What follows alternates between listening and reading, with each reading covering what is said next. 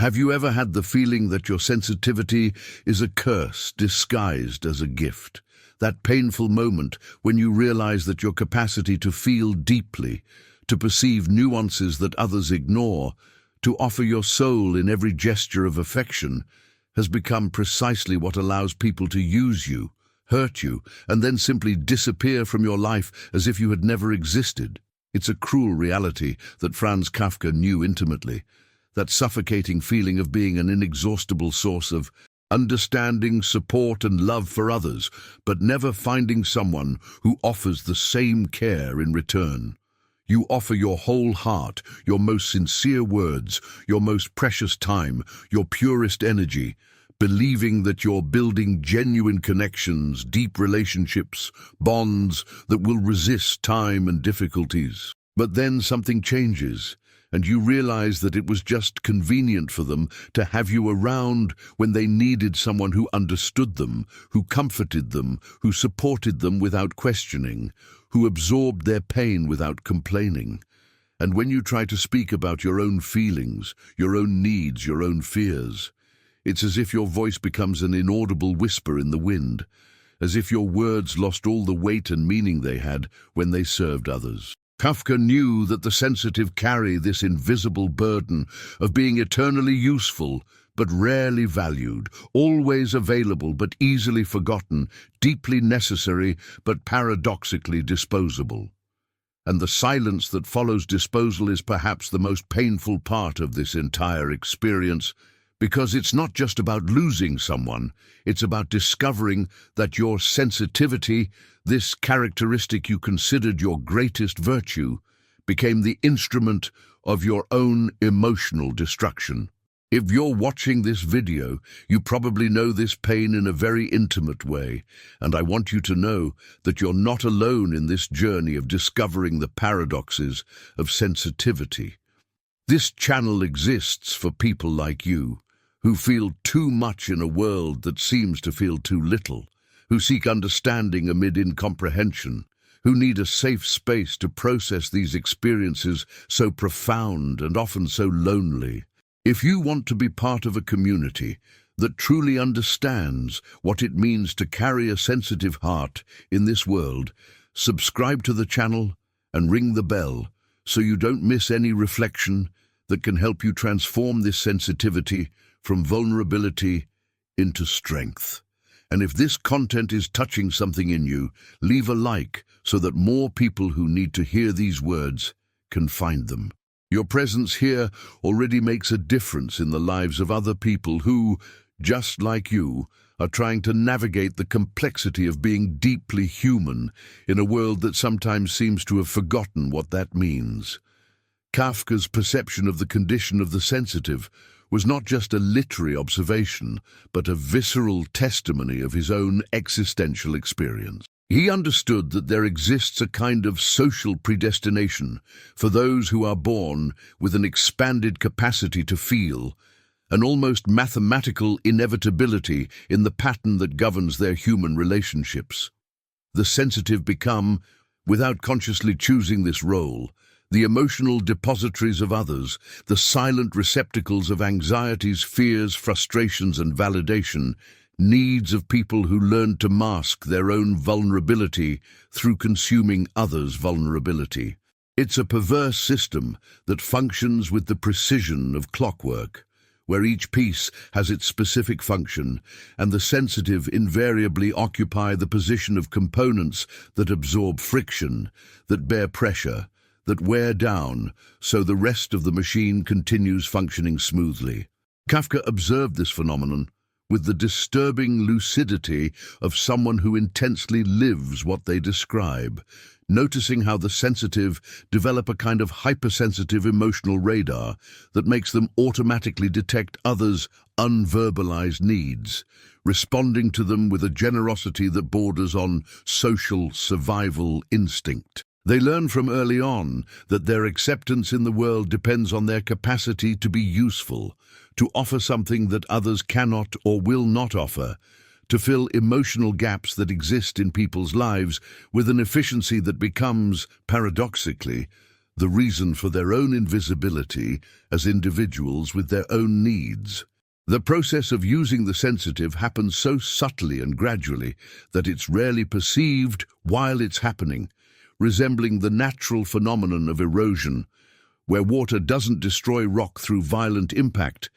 but through constant and apparently harmless contact that over time completely dissolves the original substance. People learn intuitively that the sensitive are abundant and renewable emotional resources that can be accessed whenever necessary without the obligation of reciprocity, because the sensitive, by their very nature, rarely establish clear limits or make explicit demands about what they expect to receive in exchange for their emotional generosity. Kafka perceived that this dynamic creates a vicious cycle, where the kindness of the sensitive becomes the justification for their exploitation, where their capacity to understand and forgive transforms into implicit permission for others to treat them as disposable resources. It's as if the sensitive carry an invisible sign that says, "Use me freely,"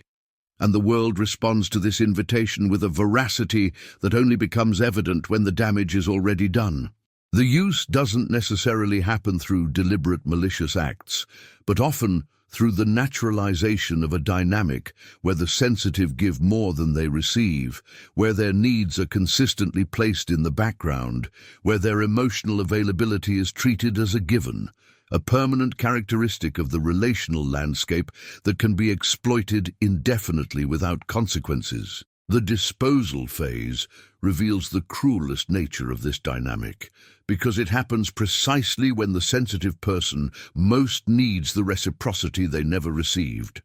when their own wounds are exposed and they seek the same kind of care they offered so generously to others. It's in this moment of maximum vulnerability that the person who was a beneficiary of their sensitivity for months or years suddenly discovers they have other commitments, other priorities, other people who deserve their attention. Disposal rarely happens through a dramatic rupture or clear explanation, but through gradual distancing, progressive diminishing of availability, subtle transformation of intimacy into formality, as if the person were slowly disappearing from the sensitive person's life through a process of emotional evaporation. Kafka understood that this form of abandonment is particularly devastating because it denies the sensitive person even the dignity of a clear ending, leaving them in an existential limbo where they constantly question whether they're misinterpreting the signs, whether they're being excessively sensitive, whether they're creating problems where none exist. Disposal disguises itself as natural change in life circumstances, normal evolution of relationships, maturation of personal priorities. But the sensitive person viscerally feels that something fundamental changed, that they went from essential to optional, from necessary to convenient, from valued to tolerated. And have you ever felt this painful transition from being indispensable to someone until discovering you were just convenient?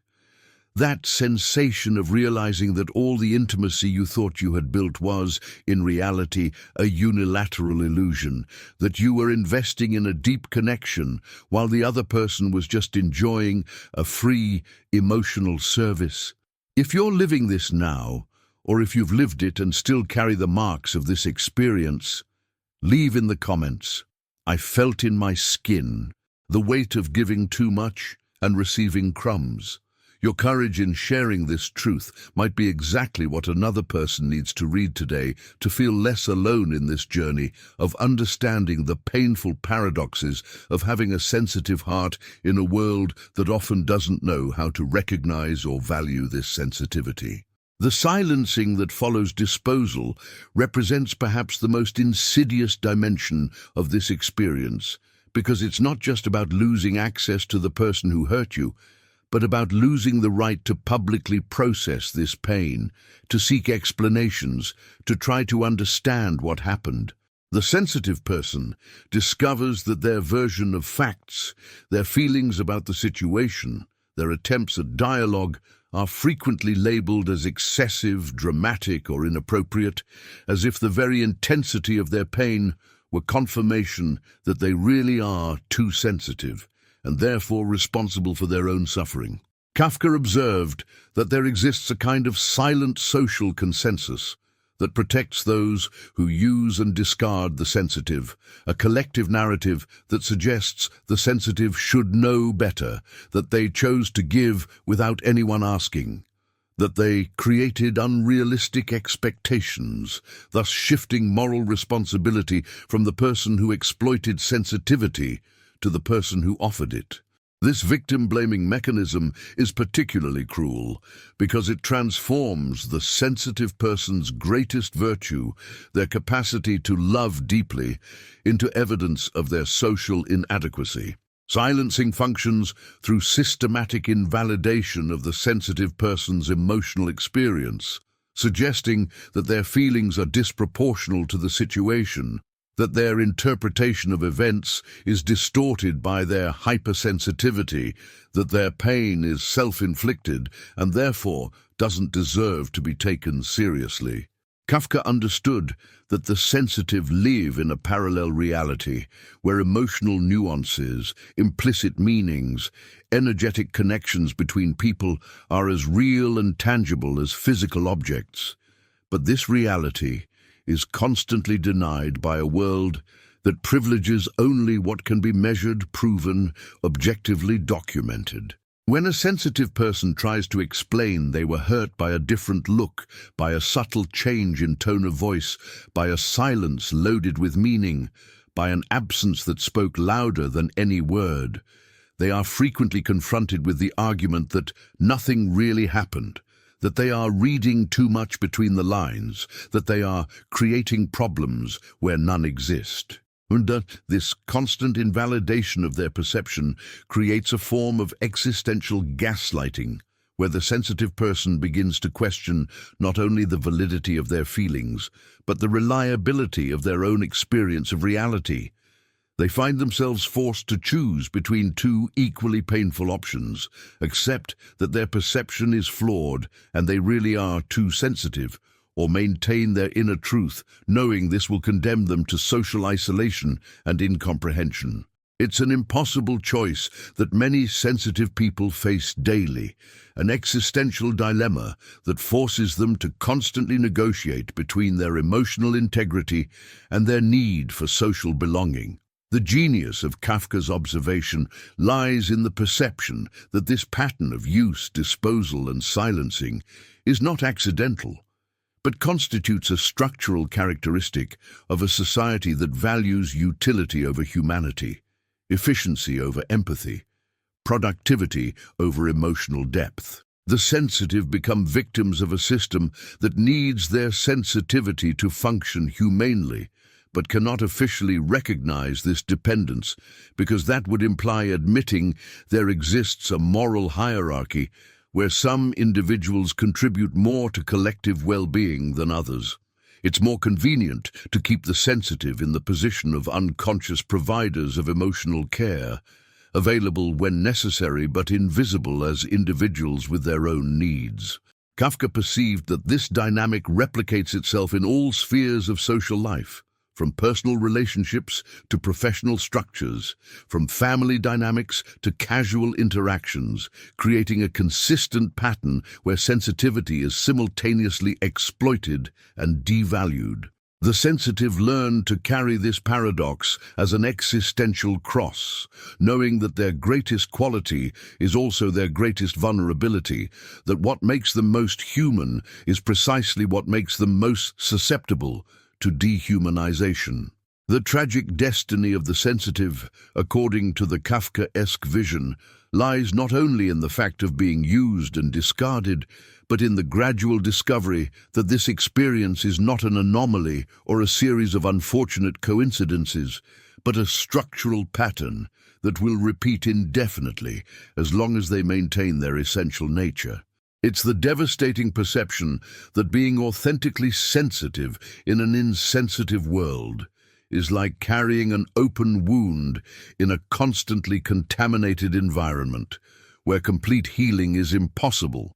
because the very characteristic that defines their deepest identity continuously exposes them to new forms of pain. Kafka understood that the sensitive face a fundamental existential choice. Either they shield themselves emotionally, sacrificing their authenticity to protect themselves from exploitation, or they keep their sensitivity intact, accepting that this will condemn them to repeated cycles of hope and disillusionment. Both options represent a form of symbolic death, because in the first case, they kill what is most true in themselves, and in the second case, they allow the world to slowly kill their capacity to trust, to connect, to believe in human goodness. The distinctive mark of the Kafkaesque experience of the sensitive is the recognition that they are trapped in an absurd situation where their virtue becomes their punishment,